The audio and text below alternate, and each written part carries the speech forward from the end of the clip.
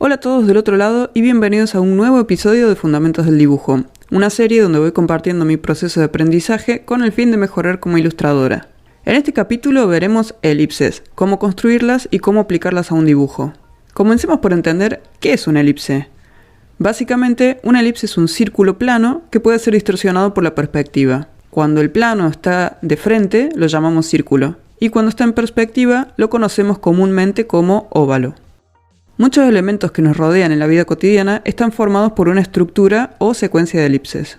Dibujar las elipses en perspectiva no es tarea fácil, ya que al tratarse de una figura sin ángulos definidos, no tenemos una referencia clara de qué punto de fuga incide en ellas o qué grado de rotación. Por eso voy a enseñarles cómo construir las elipses, círculos u óvalos, partiendo de planos cuadrados y cómo la perspectiva influye en la rotación de sus ejes, como así también en su inclinación. Para construir un círculo partimos de un plano cuadrado al que atravesamos primero las diagonales y a partir de ellas los ejes Y o vertical y X u horizontal, de manera que nos quede dividido en secciones iguales. Ahora trazamos el círculo asegurando que los bordes rocen los vértices de los ejes Y y X. Ahora, si a este mismo plano cuadrado lo construimos en perspectiva y seguimos este ejercicio de trazar las diagonales y atravesarlas por ejes, al momento de trazar el círculo, este se convierte en óvalo. Cuanto más profunda sea la perspectiva aplicada al plano, más estrecha o cerrada será nuestra elipse, ya que, como ven, la distancia entre diagonales y ejes se va acortando.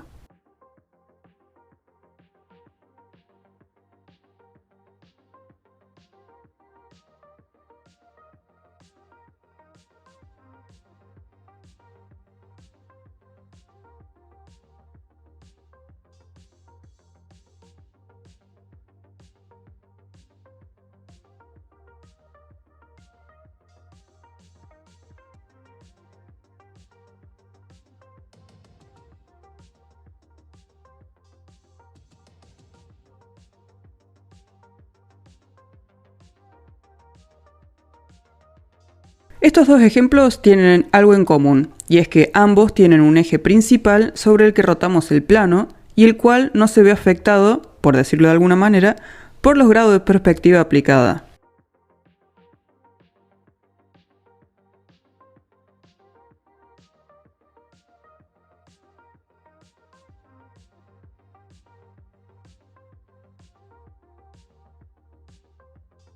Veamos ahora de qué se trata la inclinación. En estos tres ejemplos seguimos viendo un círculo, pero fíjense que, como el plano ha girado, los ejes también se han modificado.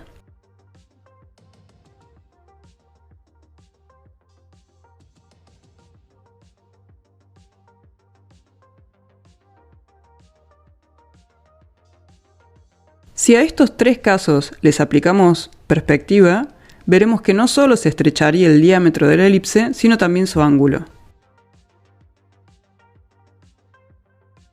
Para ejemplificar esto de manera simple, voy a usar de referencia una línea de horizonte y trazar un plano en perspectiva partiendo de un eje vertical perpendicular a la línea de horizonte. En este caso obtenemos el mismo resultado que vimos en el primer ejemplo de rotación sobre su mismo eje. Usaremos los vértices inferiores de este plano para trazar dos líneas paralelas que nos serán de ayuda para mantener el mismo nivel de profundidad posible con los siguientes ejemplos. Fíjense que ahora, al cambiar un poco el ángulo del eje Y, inclinándolo hacia la derecha, el óvalo se mantiene bajo la misma construcción que el primero, pero levemente inclinado. En este ejercicio, la base del plano se mantiene fija en su posición y respetando el mismo punto de fuga que el primer plano.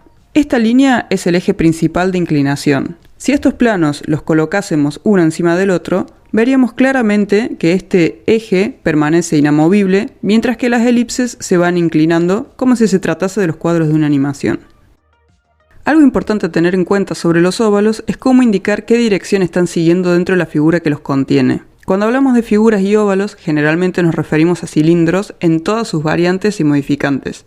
Y aprender a enfatizar la dirección de las elipses es fundamental para lograr un ritmo natural en figuras complejas. Veamos algunos ejercicios muy simples donde podemos poner en práctica todo lo visto hasta ahora. En lo personal me gusta partir de una línea que se transformará en el eje central de la figura y sobre este eje voy a dibujar los óvalos pero ya visualizando cómo quiero que quede la figura final. Es importante que las elipses queden centradas en relación al eje. En este caso, la figura es un cilindro, y para determinar la dirección que sigue, marco con una línea más gruesa el lado del óvalo que corresponde.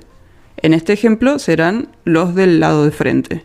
Para poner en práctica rotación e inclinación, podemos jugar con figuras un poco más complejas, partiendo de líneas curvas e ir alterando su dirección, la apertura de las curvas e incluso cruzar las líneas como espirales.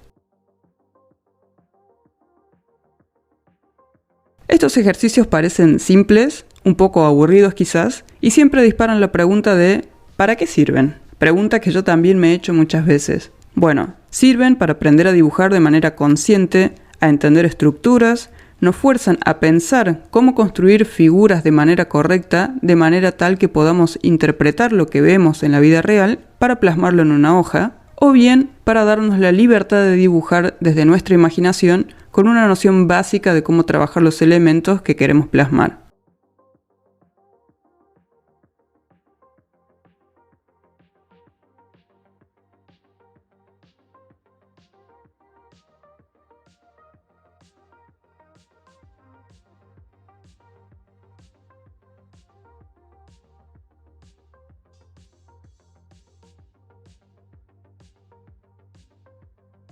Volviendo al tema de la dirección de los óvalos, fíjense en estos últimos dos ejemplos qué importante es marcar bien la línea que se encuentra del lado frontal de la figura. Una forma muy simple de entender la importancia de esto es cambiar la punta de la flecha del eje que atraviesa las elipses para darse cuenta que, según su posición, se puede percibir que la cara del óvalo mira hacia arriba o hacia abajo, hacia un costado o el otro.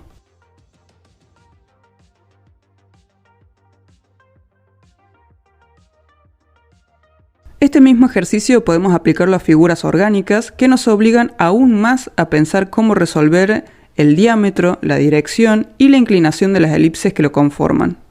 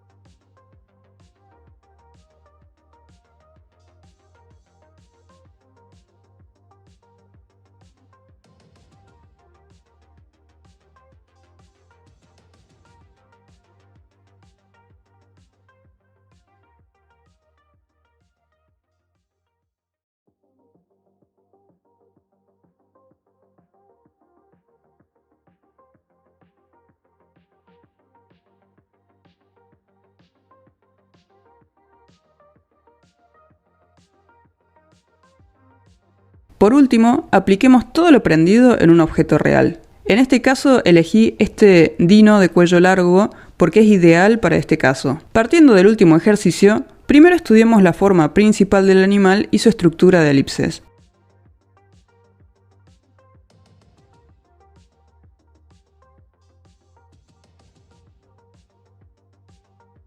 Fíjense que con este simple contorno y determinando la dirección de la figura, ya tenemos resuelta la base o el corazón del dinosaurio. Esta base, junto con la fotografía, van a ser mi referencia y punto de apoyo para el dibujo.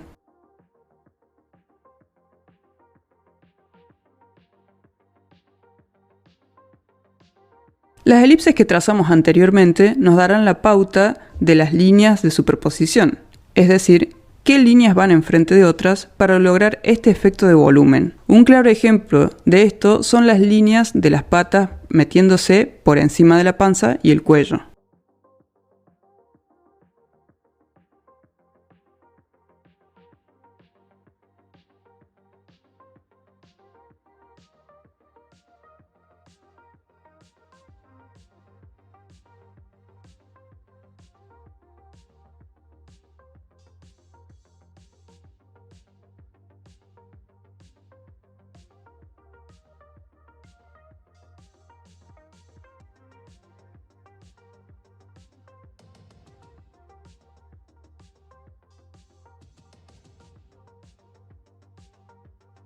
Este otro ejemplo es un poquito más complejo porque tenemos la figura en 3/4 de perfil. Por lo general, en este caso, nos viene muy bien la ayuda de los planos, ya que podemos visualizar mejor la perspectiva y construir a partir de ellos las elipses e identificar mucho más rápido la dirección del eje central. Si necesitan ayuda sobre cómo manejar los planos en perspectiva, debajo en la descripción del video les dejo los enlaces a los otros capítulos donde hablo sobre los conceptos de perspectiva y cómo se aplica a los elementos básicos de dibujo.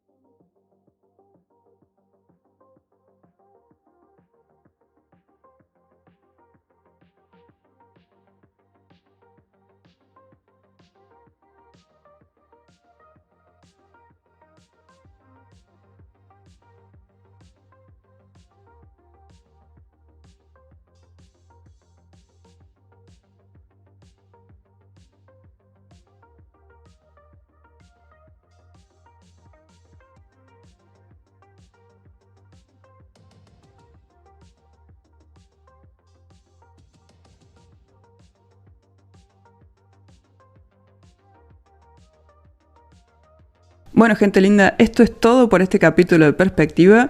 Espero que les haya gustado el contenido, pero por sobre todo que les haya sido útil en sus estudios. Y recuerden que aprender a dibujar lleva tiempo, pero paso a pasito, con paciencia y constancia, vamos a ir viendo los resultados. Cuídense mucho y nos vemos en el próximo video. Hasta pronto.